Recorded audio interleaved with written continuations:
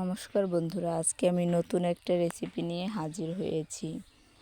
আজকে আমি আলুর চপ বানাবো। তার জন্য আমি আলু আগে থেকে সেদ্ধ করে রেখেছিলাম। তখন এই পেঁয়াজ কুচি, কাঁচামরিচ কুচি, এখানে আমি কাঁচামরিচ ব্যবহার করব কারণ শুকনো মরিচের গুঁড়োতে প্রচুর পরিমাণে গ্যাস হয়। আর এখানে আমি বিলাতি ধনিয়া পাতা ব্যবহার করেছি কারণ বিলাতি ধনিয়া পাতা থেকে আলাদা একটা ফ্লেভার আসে, তো এটা আমি পছন্দ করি, তাই এটা আমি দিয়েছি। আপনারা পারলে অন্য কিছু দিতে পারেন। তারপর লবণ দিয়ে ভালো করে মেখে নেব। মাখা হয়ে গেলে গোল গোল করে শেপ দিয়ে নেব।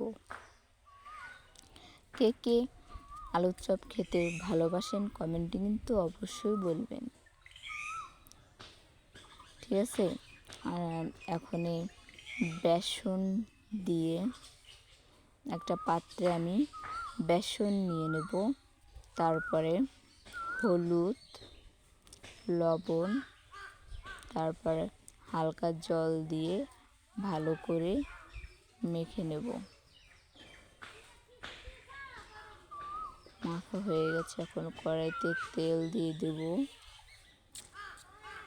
তেলটা গরম হয়ে গেলে তারপরে আলুটা দিয়ে বেসন দিয়ে মেখে তারপরে কড়াইতে দিয়ে দেব।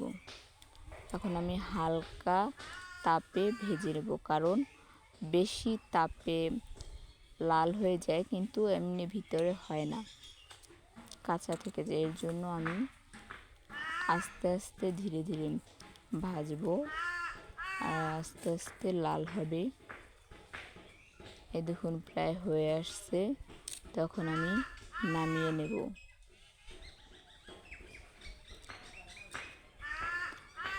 নামানো হয়ে গেছে, আজকের আলুর চপ রেডি। কে কে আলুর চপ খেতে ভালোবাসেন কমেন্টে কিন্তু অবশ্যই বলবেন। ভিডিওটি দেখার জন্য, পাশে থাকার জন্য অসংখ্য ধন্যবাদ।